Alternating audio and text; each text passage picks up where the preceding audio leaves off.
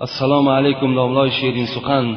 در محله ما یک ملا امام بود. او به ما فهمانده بود که نماز را قضا خواندن گناهگار است. البته در مذهب ابو حنیفه خواندن نماز قضا این واجب است. در ما و شما اگر نمازهای قضا باشد، یعنی نمازهای قضا داریم، ما به هیچ ملا کار نداریم. کدام ملا قضا را این کار میکند، فرش این کار میکند، ما به هیچ کس کاری نداریم. لیکن کدام شما اگر میخواهید که مسئله اصل ابو حنیفه را به شما آگاه کنند، مرحمت به ما مراجعت کنید. زیرا الحمدلله امروز در نزد ما تمام آن فقه حنفی که عبارت سر به سر آیات قرآن و احادیث های پیغمبر است موجود است.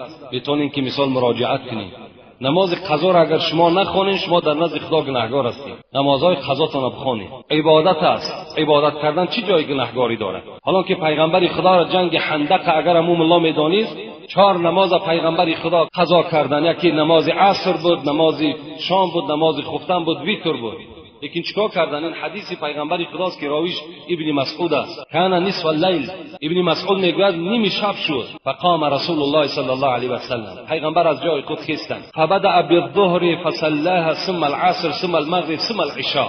پیغمبر خدا خیستند و اولا از نماز پیشین سر کردند. نماز پیشین خواندند، نماز عصر خواندند، نماز خفتن شام خفتن خواندند، بعدا نماز وتر خواندند. اگر لازم کی نمیشد نماز قضا میگفتند خیر تمام خدا بخشیده. یا در لیله تعریس هم پیغمبر خدا نماز بامداد با همراهی هم سنت و هم فرضش خواندن. برای همین کلام یک شما اگر نمازهای قضا داشته باشین، نمازهای قضا را بخوانید و امید فتوا هیچ کس نشین.